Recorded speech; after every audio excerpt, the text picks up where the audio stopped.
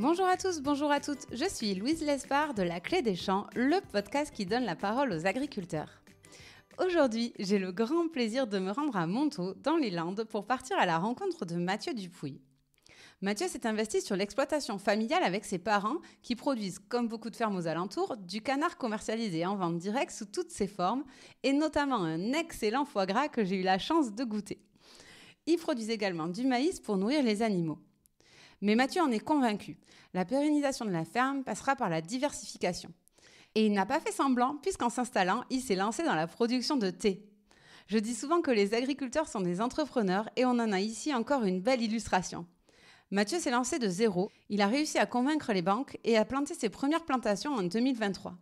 Il se forme, il teste, il échoue, il se relance, bref, un projet entrepreneurial avec ses hauts et ses bas. Et en plus de nous raconter son aventure, Mathieu nous dit tout sur la production de thé pour que ce breuvage de notre quotidien n'ait plus aucun secret pour nous.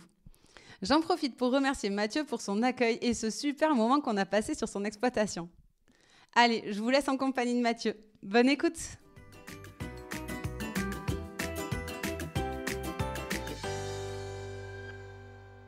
Bonjour Mathieu. Bonjour. Merci beaucoup de m'accueillir sur ton exploitation. Pour commencer, est-ce que tu pourrais te présenter et nous expliquer où c'est qu'on se trouve actuellement ? Merci à toi. Donc on se trouve à Montaut, en plein cœur de la Chalosse. Là, on est en plein dans le champ de thé, donc c'est un champ un peu expérimental. Donc j'ai 29 ans et 3 quarts. Je me suis installé il y a 1 an et demi sur l'exploitation, où j'ai décidé du coup d'essayer d'innover un peu et de me diversifier. Et donc j'ai fait une plantation de thé, de Camellia sinensis, pour fabriquer mon thé derrière. Et donc on est en plein cœur du champ. Ouais, et alors ça a été quoi pour toi le déclic de devenir agriculteur ? Agriculteur, je pense que le déclic, c'est surtout quand je suis né. J'ai toujours aimé ça, ça m'a toujours passionné. J'ai toujours vécu à la ferme, donc voilà, c'est une vocation depuis toujours et j'ai réalisé un peu un rêve en m'installant. Tu m'as dit quand même qu'il y a eu un moment où tu as refusé de t'installer parce qu'on a pris le café pendant 1h30 à peu près avec Mathieu. Du coup, on a enregistré, on a fait l'épisode sans l'enregistrer, donc on va tenter de le refaire bien. Mais ouais, tu me disais qu'à un moment, tu avais refusé de t'installer. Tu peux nous dire pourquoi ? Ah oui, oui. Bon, on n'a bu que le café, je vous rassurer quand même. Mais, en fait, j'ai fait un BTS agricole et ensuite j'ai décidé de partir à l'aventure un peu. Je suis parti en Australie travailler pendant quelques mois, pour essayer de découvrir ce qui se faisait ailleurs. Et à mon retour, donc j'avais décidé, c'était décidé à mes parents de m'installer. Et on est tombé en pleine grippe aviaire. Voilà, sur l'exploitation, notre activité principale, c'est le gavage et la transformation à la vente directe de canards. Et en pleine grippe aviaire, c'était très compliqué à m'installer. Je ne voyais pas forcément d'avenir à ce moment-là dans le canard. Donc j'ai décidé d'aller travailler ailleurs pendant quelques temps, le temps que les choses se tassent. C'est quelque chose qu'aujourd'hui, tu trouves bénéfique d'être allé voir un peu ailleurs avant de t'installer ou tu regrettes ce concours de circonstances et tu aurais préféré t'installer directement ? Ah non, c'est complètement bénéfique. Enfin, je suis très content déjà d'avoir voyagé, d'être allé en Australie parce qu'on peut voir autre chose ici autour. Il y a plein de choses qui se font. Mais rien que d'être dépaysé et voir vraiment d'autres productions, un autre climat, plein d'autres choses.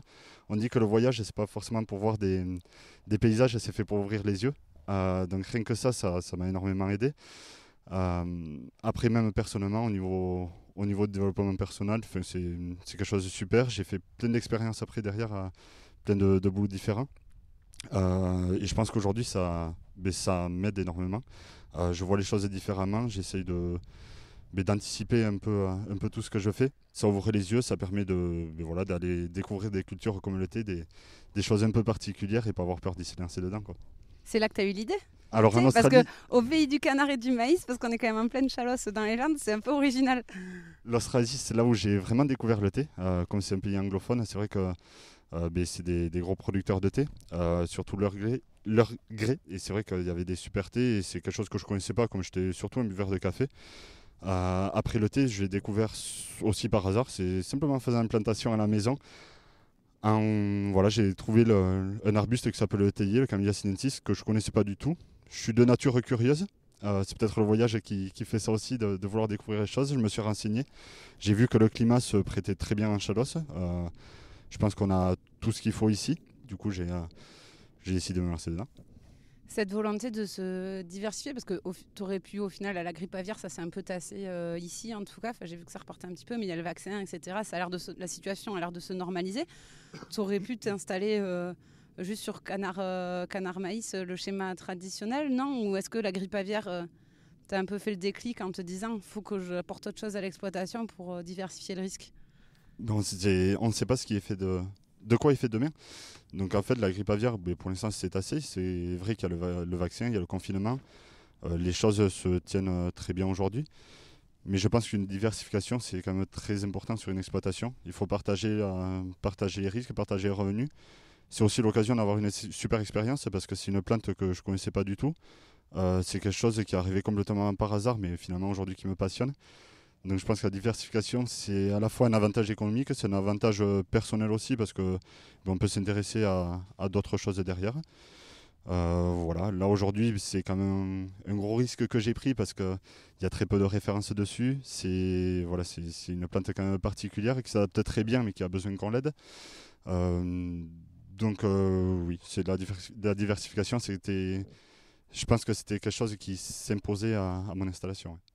Mais tes parents et tes voisins, ils t'ont dit quoi quand t'as expliqué que t'allais faire du thé en Chalosse? Alors les voisins, je sais pas ce qu'ils disent quand ils ferment la porte. Mais devant, ils disent que c'est super. Voilà.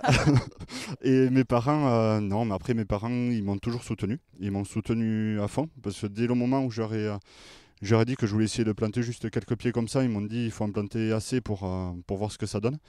Ils ont toujours été un peu novateurs pendant toute leur carrière. Ils ont toujours essayé de lancer des choses, les stages de cuisine, le musée à la ferme, les visites découvertes. Enfin, voilà, ils ont toujours fait plein de choses.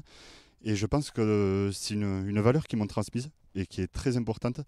Toujours d'innover, être en avance, avoir un pied d'avance sur le reste.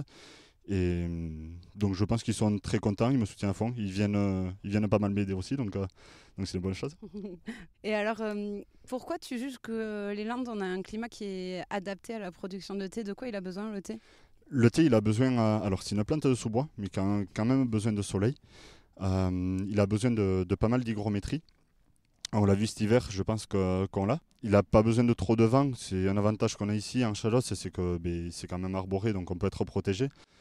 Aujourd'hui, j'ai fait le choix de faire un investissement différent et de faire une production différente en le couvrant, en me protégeant plus du soleil. Pour le décrire aux auditeurs, ouais, c'est des voilages au final que tu as posés au-dessus du champ pour protéger des UV. Oui, tout à fait. En fait, c'est des voiles d'ombrage donc qui réduisent la luminosité de 50%. Mais les voiles blancs, c'est surtout fait aussi pour refléter les UV qui ne vont pas venir brûler les feuilles. Le soleil dans les Landes, c'est un gros avantage. C'est très bien pour aller faire du surf, mais ça peut être un inconvénient, par exemple, pour le théier, qui peut venir brûler les feuilles. Donc c'est pour ça que j'ai fait ce choix. Et de rajouter un filet brise-vent pour mener au mieux la culture, pour mieux la contrôler et pour éviter justement que le vent vienne me casser les pieds, surtout quand ils sont petits comme ça et qu'ils sont plus fragiles. Et alors bon, une fois que tu as fait tes petits tests, que tu t'es dit que tu étais dans un terroir qui pouvait être propice à la production de thé, comment tu t'y es pris pour monter l'affaire au démarrage? Parce qu'il faut commencer par quelque chose, peut-être la formation, qu'est-ce que tu as fait? Alors au démarrage, j'ai fait simple, j'ai pas trop réfléchi quand même. J'ai trouvé donc Denis Mazerolles, qui est le pionnier du thé en France, qui a ramené beaucoup de variétés. Donc je l'ai contacté, je suis allé visiter chez lui, il m'a ouvert ses portes. En Bretagne? En Bretagne, tout à fait. Et du coup, il m'a ouvert ses portes, il m'a montré ses champs de thé, ses zones expérimentales. De là, on a goûté son thé, qui est complètement différent des thés qu'on peut acheter dans le commerce. Et donc ça m'a donné envie, on a acheté 500 plants, ça c'était en novembre 2022. Malheureusement l'hiver 2022 c'était très pluvieux, donc je les ai plantés qu'en mars 2023, ce qui n'était pas une bonne option parce qu'ils sont restés pendant 6 mois à l'ombre, même en les arrosant, en petits pots ils ont quand même perdu de la vigueur. Je les ai plantés donc, au printemps, ils n'ont pas eu le temps de trop s'enraciner. Pas mal de maladies fongiques, une sécheresse, donc j'avais perdu 60 ou 70%. Départ un peu. Bon faux départ, j'avais un tour de retard. Mais du coup, on a rebondi quand même. On s'est dit que la saison était difficile, on a réfléchi comment on pouvait l'améliorer. C'est pour ça que voilà, on a mis ce vol d'ombrage, on a mis ce filet brise-vent. On a réfléchi à un système d'irrigation en goutte à goutte pour amener un peu d'eau au pied, mais surtout un système de brumisation, de bassinage, que je me suis inspiré du kiwi pour amener de l'hygrométrie dans la parcelle pendant les chaleurs, pour que la plante continue à se développer, qu'on maintienne un rendement et que la plante puisse vivre. On a décidé d'en replanter autour de 1000 pieds en novembre 2023. Donc, tu n'as pas été découragé. Au Non, contraire. non, je pense que ça m'a mis peut-être un coup de l'investissement. boost. Ça a rajouté un défi supplémentaire, un nouveau challenge. Et finalement, ça a été une bonne option parce qu'aujourd'hui, les pieds se portent, dans l'ensemble, se portent bien. Quelques petits soucis. Mais bon, c'est normal, ça serait trop facile sinon. Donc voilà, on s'est lancé comme ça. Après, j'imagine qu'il a fallu que les banques te suivent, peut-être, avant que tu les fasses en autofinancement avec l'exploitation. Tu peux nous dire, mais si tu veux bien nous partager les chiffres, sinon c'est pas grave. Mais est-ce que ça demande un investissement important? Ton risque, est-ce qu'il est mesuré? Tu peux nous raconter cette partie-là financière? Comment tu t'y es pris? Le risque, il est mesuré. Aujourd'hui, la parcelle, elle fait à peu près 2500 mètres carrés. Donc, c'est une petite parcelle expérimentale où j'ai essayé 10 variétés différentes pour voir lesquelles s'acclimater le mieux. Et ensuite, il y aura un souci aussi de goût, de rendement. Elle n'est pas totalement finie d'être plantée. Je vais la planter, je pense, terminer la planter fin d'année. Pour le faire, oui, il a fallu aller voir la banque, expliquer au banquier que je voulais planter du thé dans les Landes, lui dire que ça poussait, sans aucun chiffre, sans rien. Tombé sur un jeune banquier et qui a été super, qui m'a complètement suivi dans le dossier, qui m'a très bien défendu. Et du coup, ils m'ont suivi pour la plantation.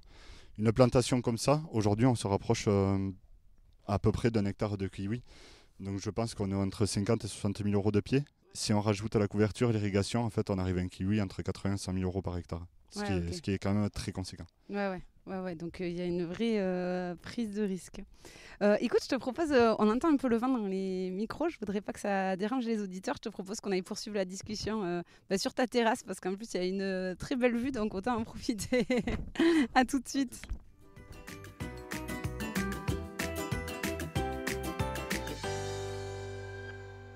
Bon, nous voilà revenus sur ta terrasse au calme.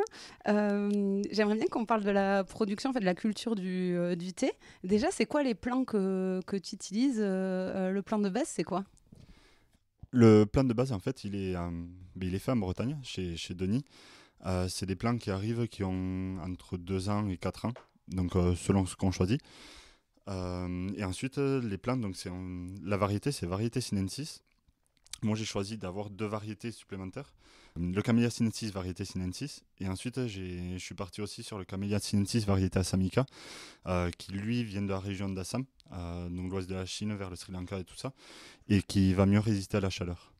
Ok. Et alors, tu me disais que c'est une cousine du camélia qu'on connaît, qu'on a dans le jardin, quoi. Ah, mais complètement. Hein. Le théier, en fait, c'est complètement un camélia. Ce qu'on a dans le jardin, souvent, c'est des camélias japonica, par exemple, qui vont avoir l'avantage, c'est des fleurs de couleur. Moi, le Camellia sinensis, ils ont tous la fleur jaune avec le cœur, la fleur blanche avec le cœur jaune, mais c'est un camélia quand même. Et c'est quoi pour toi les avantages de cette culture? Normalement, c'est une culture facile parce qu'elle demande très peu d'eau, elle demande très peu d'engrais aussi. L'engrais, il va s'amener de manière organique, donc du compost ou ce genre de choses. Et en fait, c'est une plante qui s'adapte bien aussi au climat, qui normalement n'est pas trop fragile, qui n'est pas sensible à des maladies qu'on peut trouver ici dans la région.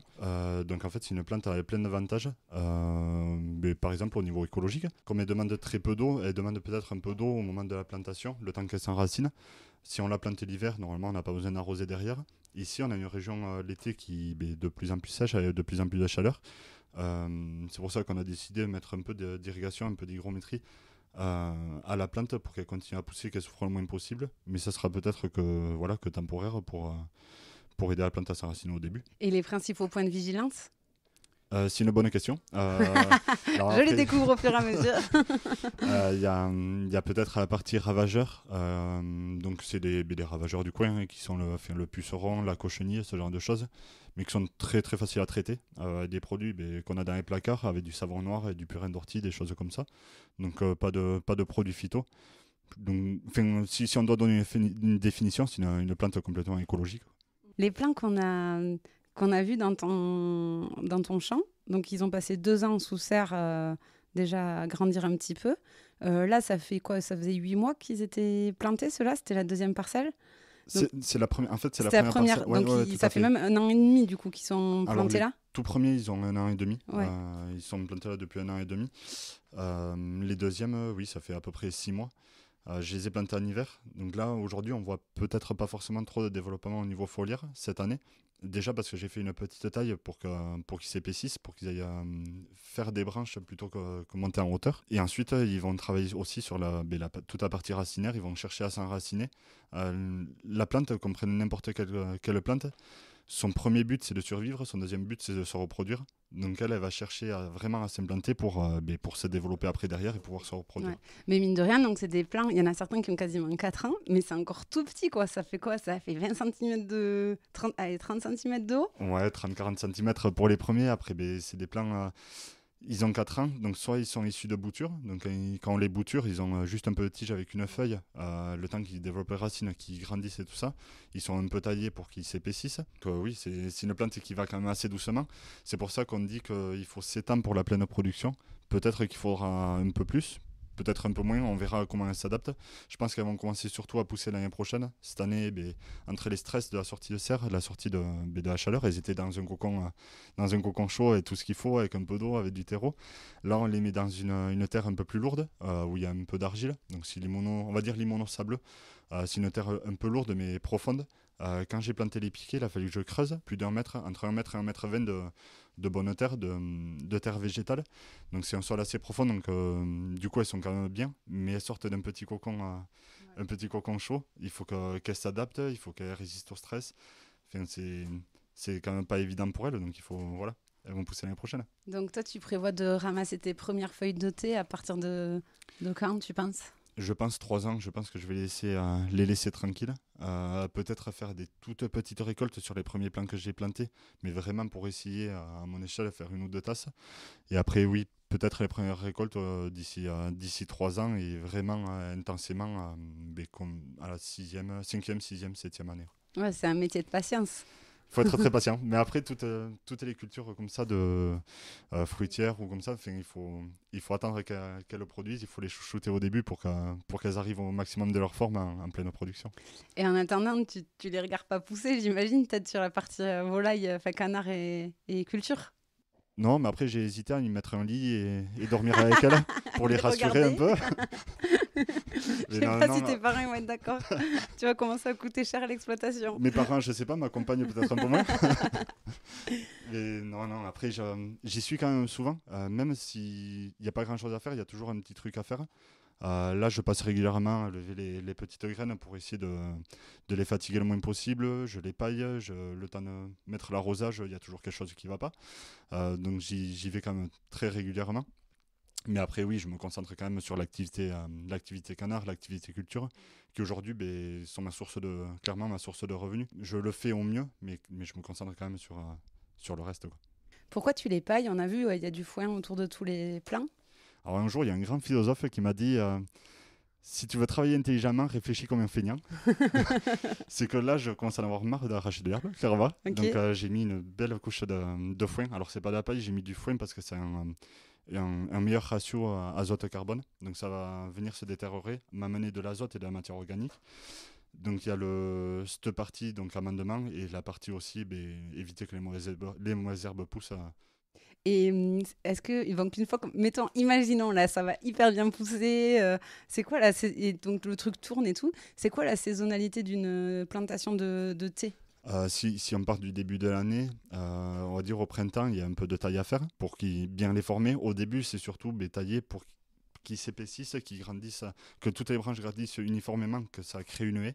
En fait, ils sont plantés tous les 60 cm et le but, c'est que ça fasse une haie comme un laurier, mais à 1,20 m, 1,30 m de hauteur pour avoir être à hauteur d'homme pour la récolte. Et ensuite, les récoltes elles commencent au printemps, donc selon la saisonnalité, quand arrivent les premières chaleurs, l'humidité, on commence à ramasser en avril et ensuite il y a une récolte.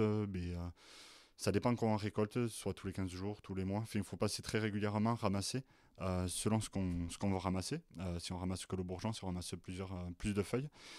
Et ça dure jusqu'à peut-être septembre, octobre pour les derniers.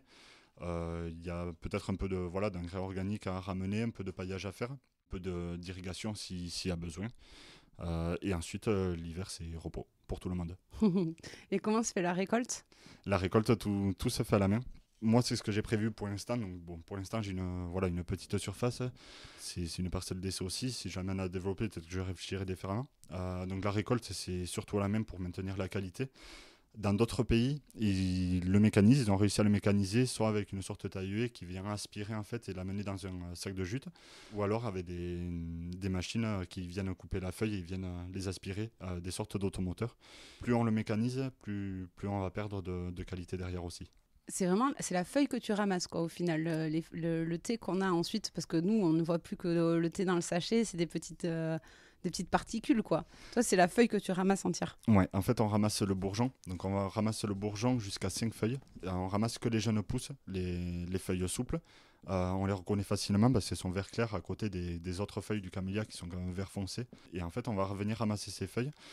On peut ramasser donc soit ce qu'on appelle par exemple le thé impérial, le bourgeon plus une feuille, ou alors on va venir ramasser plus de feuilles, ce qui peut augmenter le rendement, mais par contre on va diminuer en qualité du thé. Donc plus on va ramasser de jeunes feuilles, on ramasse jusqu'à 5 jeunes feuilles, et plus on va diminuer la qualité. Ok, donc en fait, les feuilles, plus la feuille est proche du bourgeon, plus c'est une feuille de qualité pour faire du thé, c'est ça, à peu près? Oui, tout à fait. C'est le bourgeon en fait je pense que c'est le bourgeon qui va venir amener le goût avec Ok. la première jeune pousse. Et plus on descend, plus en fait c'est les premières feuilles qui sont sorties, donc moins elles seront souples aussi.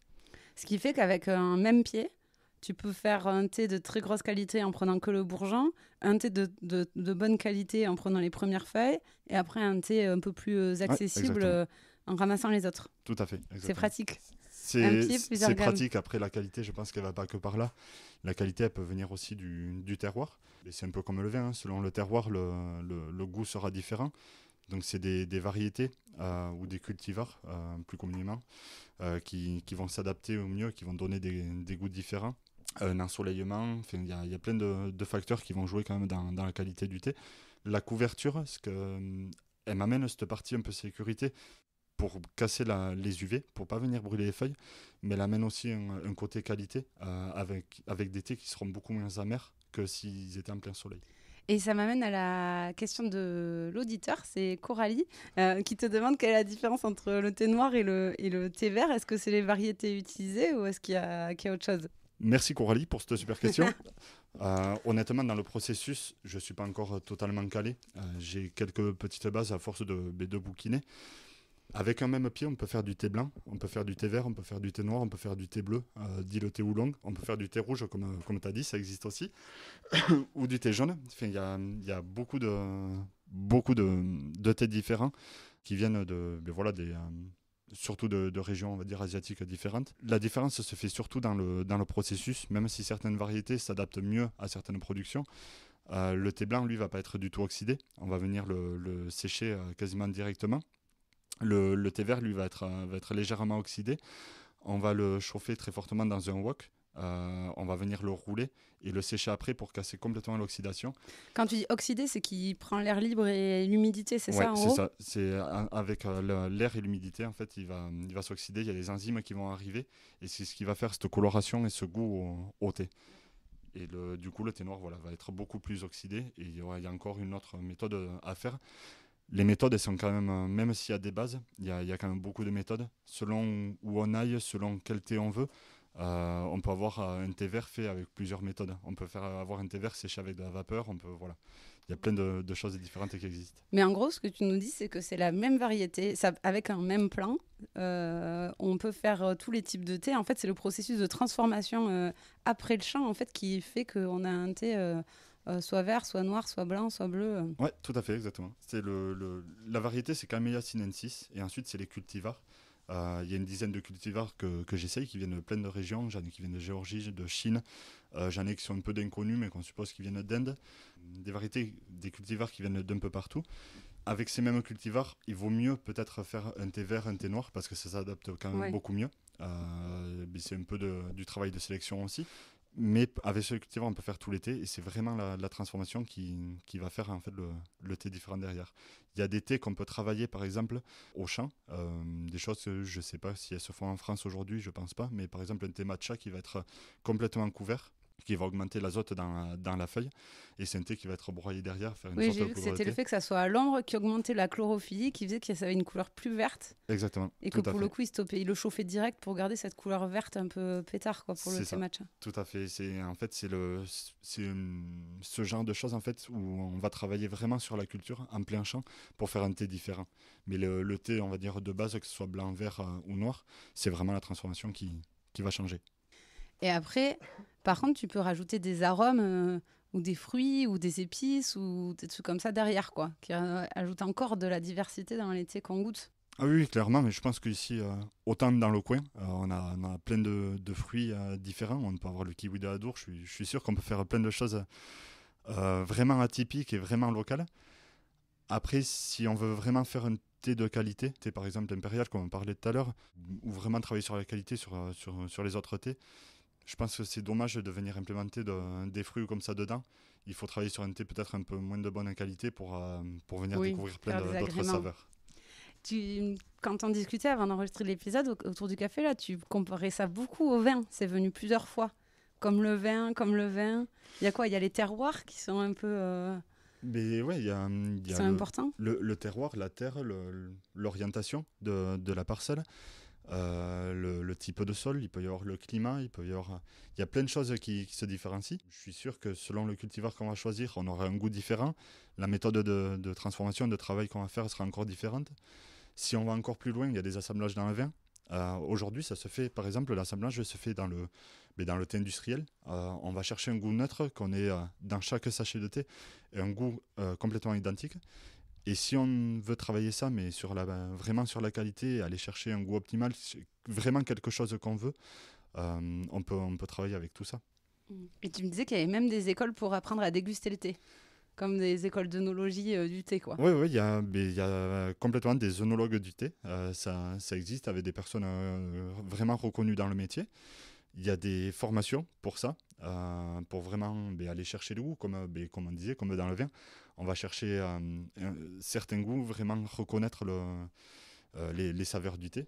Et il y a ces formations, je pense qu'elles sont intéressantes à faire, que ce soit pour le professionnel, pour les agriculteurs, mais aussi pour les amateurs de thé, pour vraiment apprécier le thé, comme on apprécie un grand verre. Tu disais que tu bouquinais beaucoup, etc. Tu trouves beaucoup de littérature sur voilà, comment faire sa plantation de thé, comment faire ses processus de transformation qui sont, tu l'as dit, très différents d'un pays à l'autre, d'une région à l'autre, etc. Parce qu'il y a un vrai savoir-faire, notamment en Asie, où je pense qu'ils ont payé les pots cassés avant les autres. Donc où j'imagine que tu peux tirer un peu de leur expérience. Ouais, la culture thé, elle est pas nouvelle dans le monde. L'Asie, c'est millénaire. Donc, il y a quelques référentiels. Alors, des référentiels qui ne sont pas forcément en français, donc il y a quand même un travail de recherche à faire. Des personnes qui ont innové en France, qui ont amené le thé, qui ont créé des bouquins où il y a des informations dessus, qui sont principalement en Bretagne. Donc, de Bretagne, ils n'ont peut-être pas les mêmes problématiques qu'au sud de la France. Donc, c'est aussi personnellement aller rechercher ces informations. Mais c'est des informations qui sont quand même assez difficiles à trouver. Je pense que le thé, c'est quand même un secret. Et tout le monde ne veut pas partager tout son savoir. Donc il faut vraiment aller chercher et relayer toutes les informations, les mettre bout à bout pour avoir quelque chose vraiment de cohérent. Oui, et puis j'ai l'impression que, notamment, je t'avais dit, j'étais allée au Japon voir, j'avais interviewé Mehdi qui était maître brasseur là, de saké, et il racontait ça, qu'il y a une culture très orale et de la transmission orale, mais il n'y a rien qui est écrit sur le papier. Lui, par exemple, il était sidéré de voir que tout le savoir-faire du saké, dans sa brasserie, il n'y a rien qui est écrit sur les étapes de transfo, etc. Et puis, il n'y a rien qui est expliqué, quoi. Lui, il est arrivé, on l'a fait bosser, il a imité les autres, mais il a appris vraiment en faisant. Mais il n'y a pas ce truc qu'on a en France... voilà, de tout écrire pour que le savoir se perde pas, quoi. Là, il y a peut-être pas ça aussi. Et ouais, peut-être pour une fois qu'on peut piquer quelque chose aux Chinois ou aux Japonais, c'est l'occasion. D'habitude, c'est l'inverse. Mais finalement, en fait, ils savent vraiment garder les secrets. C'est quand même très difficile à trouver. Il va falloir que tu ailles là-bas. Je vais y aller, mais si tu viens me traduire, parce que Ah oui, ça c'est sûr que je vais déjà pas que t'aider. le français, des fois, c'est compliqué. Je vais pas t'aider. Et on va arriver à la fin de cette discussion, mais ça m'amène à la minute économie du podcast. On l'a dit, tu t'espères récolter d'ici 3 ans tes premières feuilles. Donc, les transformer, tu sais pas encore trop comment, mais bon, tu vas tester en faisant, quoi. Et après, sur la partie vente, commercialisation, comment tu comptes t'y prendre ? Mais la partie commercialisation, elle va se faire tout simplement en vente directe. Aujourd'hui, il n'y a pas de filière vraiment précise comme il existe pour d'autres cultures en France. Il n'y a pas de grands groupes qui rachètent du thé, comme c'est une culture toute nouvelle. Je ne veux pas dire de faux chiffres, mais il y a peut-être 15-20 producteurs qui le commercialisent aujourd'hui en France. Il commence à y avoir quelques associations comme ça qui se montent. Donc toute la transformation, la vente directe, la vente sera du coup en direct. Soit directement à la ferme, soit via des magasins de producteurs avec qui je travaille aujourd'hui. Après, si on veut parler aussi de prix, le prix de production, on en a parlé tout à l'heure, et je pense que c'est ça qui va définir le prix de vente. Aujourd'hui, je ne peux pas fixer un prix de vente parce qu'il faudra que j'adapte mon prix de vente à mon coût de production. Il n'y a pas de référentiel qui existe. Les premiers prix, c'est ceux qui ont commencé à faire du thé qui l'ont mis en place. Si on parle par exemple d'un système industriel, sans citer de marque, en grande surface, on va trouver des thés entre 50 et 100 euros le kilo. Des thés un peu plus de qualité sur des entreprises vraiment spécialisées en thé, on peut monter à 250 euros le kilo. Mais des thés vraiment produits en France, des thés de qualité, on connaît la traçabilité, on tourne plus entre 800 et 2000 euros le kilo. Ah ouais. Donc c'est quand même beaucoup plus important. C'est peut-être des thés qui ne seront pas accessibles à tout le monde, ça va se démocratiser, ça va réduire parce que les surfaces peuvent augmenter, les charges fixes peuvent diminuer aussi pour les agriculteurs. Il faut y voir aussi l'avantage là, c'est qu'il y a la partie économique qui est importante pour l'agriculteur. Mon but c'est peut-être d'en vivre aussi derrière. Je trouve que c'est très important. Tu peux enlever le peut-être, oui. Ça serait quand même bien que ça t'en serait vives. très bien, oui, tout à fait. Ça serait mérité, en tout cas, vu l'investissement que tu mets. Ça serait mérité, ça serait fabuleux parce que c'est un projet où je pars complètement à zéro et je passe énormément de temps, j'y mets énormément d'énergie. Mais il faut voir l'avantage, donc il y a un avantage économique, du coup, avec un prix qui me permettrait par exemple d'en vivre. Mais il y a un gros avantage aussi, on va dire, écologique, environnemental, c'est que le thé, pour qu'il aille dans la tasse du consommateur, il ne va pas faire 10 12 000 km par avion, il ne va pas traverser le monde. Il y a une traçabilité, on sait d'où il vient. En France, on est très fort pour ça, on sait faire des labels, il y a des contrôles, il y a des certifications. Et donc, il faut y voir aussi par là, hors le prix, il faut y voir quand même la qualité et toute la partie traçabilité. Ce qui coûte cher, c'est quoi ? C'est le fait effectivement, tu l'as dit, qu'on n'ait pas beaucoup de quantité et que tout se fasse manuellement, j'imagine. La partie manuelle coûte très cher. La main-d'œuvre en France est complètement différente que si on prend par exemple une main-d'œuvre dans l'Europe de l'Est ou en Asie. Il y a le prix de la mise en culture. Là-bas, il doit y avoir des filières qui existent, des plants qui sont quand même moins chers, ce qui est normal. Donc le prix de la mise en culture est quand même plus élevé, il y a plus de risques. Puis tu me disais combien ils plantent de pieds par hectare, eux, versus nous ici ? Eux, ils peuvent monter entre 40 et 50 000 pieds par hectare. Ici, en France, sur les premières plantations, ça tourne autour de 8 000 pieds. Donc si on arrive à le densifier un peu, on peut monter à 10 12 000 pieds. Plus on va resserrer les pieds, plus l'entretien est difficile mécaniquement, donc plus c'est manuel. Et plus obligatoirement, plus ça va coûter cher derrière. Ouais, alors qu'eux, ils font tout manuellement, mais avec une main-d'œuvre qui coûte clairement, beaucoup, tout à fait. Beaucoup moins cher. Et oui, et alors on parlait de vente directe, mais tu as quand même un gros avantage, c'est que ta clientèle, elle est déjà développée grâce au canard. Tout à fait, oui, on a une clientèle quand même fidèle, il faut appeler un chat un chat. On a une clientèle qui revient souvent quand on en discute avec eux, parce que le sujet vient de plus en plus, comme on est en train de développer, on en parle de plus en plus. Donc les gens sont très intéressés. Mais les copains avec qui on en discute, des gens avec qui on croise, avec qui on en parle, qui sont aussi intéressés. En fait, rien que le fait de savoir qu'on peut faire pousser du thé en France, localement en Chalosse, sur la commune de Montaut, et je dirais même le hameau de Broca, qui est la capitale quand même du monde. Tous les agriculteurs me disent que leur hameau est la capitale du monde dans l'épisode, je pense. Il faut être chauffé, c'est important. T'as raison. Mais en fait, c'est rien que le fait de pouvoir goûter un thé qui vient d'ici, c'est quand même très intriguant. Et la partie commercialisation, c'est ce qui me fait le moins peur. Mais tant mieux. Et bien, écoute, j'espère que on refera un épisode ensemble dans 3 ans. Parce que je te disais, j'aimerais faire des épisodes. Que sont-ils devenus ? Et donc, tu seras réinvité pour que tu nous racontes la suite des péripéties et où c'est que tu en es. Mais n'empêche que, du coup, je pense qu'on l'a bien compris dans l'épisode, mais c'est un vrai projet entrepreneurial et avec une prise de risque. Et au final, tu t'es un vrai entrepreneur, quoi, là. Tu testes, tu essaies, ça capote, tu repars. Ah oui, Ça te plaît, cette dimension-là? Ben ouais, Ou ça te stresse? Non, j'ai toujours aimé ça. Je suis parti, en fait, ça, je pense que j'ai découvert quand je suis parti à l'étranger, quand je suis parti en Australie. Je suis parti avec un sac à dos, une bouteille d'eau et 3 habits pour me changer. Et en fait, j'ai trouvé le goût de l'aventure, le goût du challenge. Et j'ai toujours fait ça dans les métiers qui ont suivi. J'ai eu des métiers variés, j'ai eu des métiers hyper passionnants. Mais j'ai toujours essayé d'amener mon petit grain de sel, essayer de faire de nouvelles choses, toujours avancer, toujours innover, avoir une pointe d'avance. Je le fais avec les cultures où j'ai mis par exemple des essais avec la Fédération Écuma sur des modulations, quelque chose de très poussé, de pousser au maximum.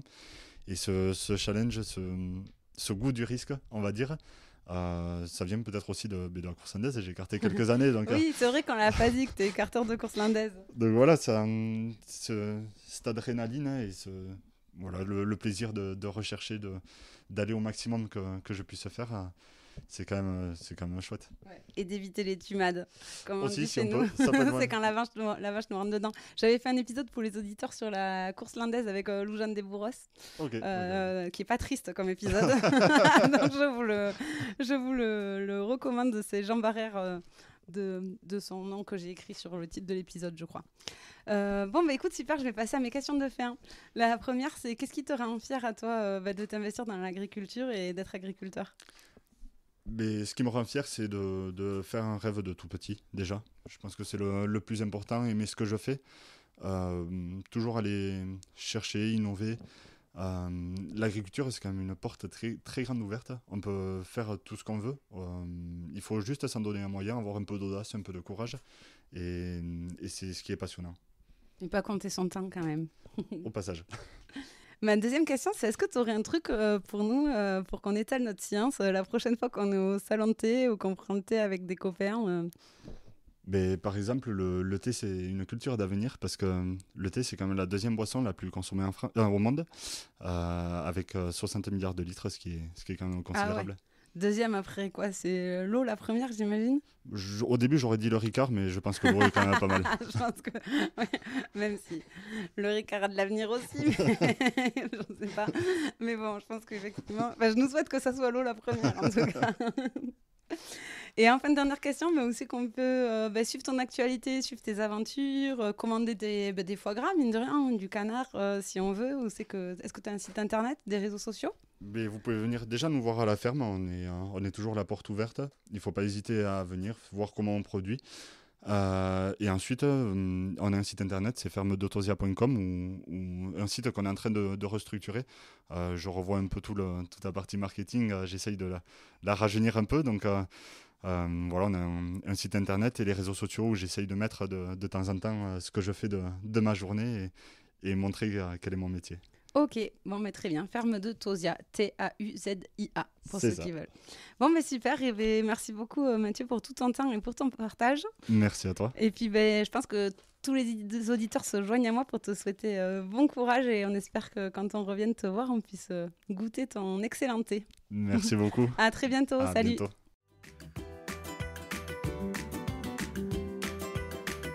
Et voilà, c'en est fini pour aujourd'hui. Vous souhaitez aller plus loin dans la découverte de l'agriculture ? Si vous êtes dans une entreprise qui travaille au contact du monde agricole, sachez que la Clé des Champs propose des formations à cet effet. L'objectif ? Mieux connaître les réalités du métier d'agriculteur pour vous permettre de mieux performer dans votre job. Après avoir suivi un module e-learning où des experts reconnus vous expliquent les enjeux auxquels est confronté le monde agricole, vous partez passer une journée en immersion à la ferme avec vos collègues et maximum par groupe de 5 pour un véritable vie-ma-vie d'agriculteur. L'occasion de passer de la théorie à la pratique et de profiter d'un temps d'échange privilégié avec l'agriculteur qui vous reçoit. Plus d'informations et inscriptions sur www.laclédeschamps-podcast.fr. Et avant de partir, dernière chose, si le podcast vous plaît, n'hésitez pas à lui mettre une note 5 étoiles ou à en parler autour de vous, ça m'aide énormément à faire connaître le podcast. Merci beaucoup et je vous dis à très très vite.